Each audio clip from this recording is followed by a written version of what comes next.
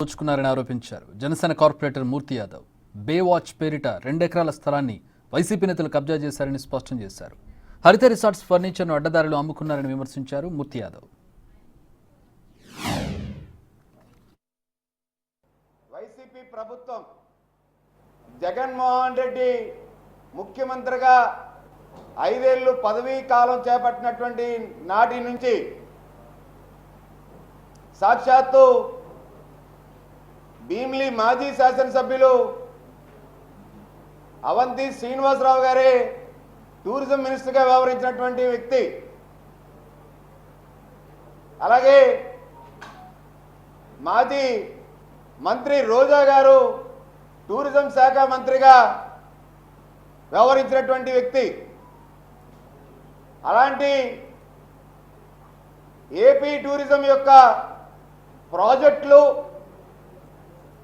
ఏవైతే భవన నిర్మాణ పనులు కాంట్రాక్టులు ఏవైతే ఉన్నాయో అవన్నీ కూడా వైసీపీ నేతల కబందాస్తాల్లోని వైసీపీ నేతల కబ్జాల్లోని వందల వేల కోట్ల రూపాయలు విలువ చేసేటువంటి ఏపీ టూరిజం సంస్థ సంపద అంతా కూడా దోచుకున్నారు.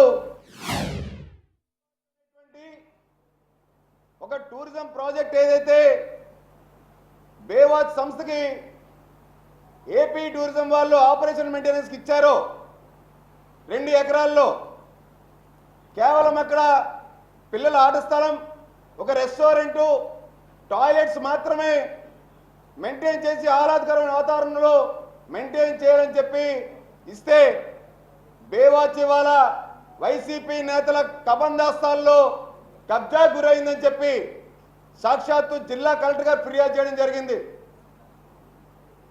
ఎవరైతే బేవాచ్ యజమాని ఉన్నారో ఆ యజమాని నిబంధనల విరుద్ధంగా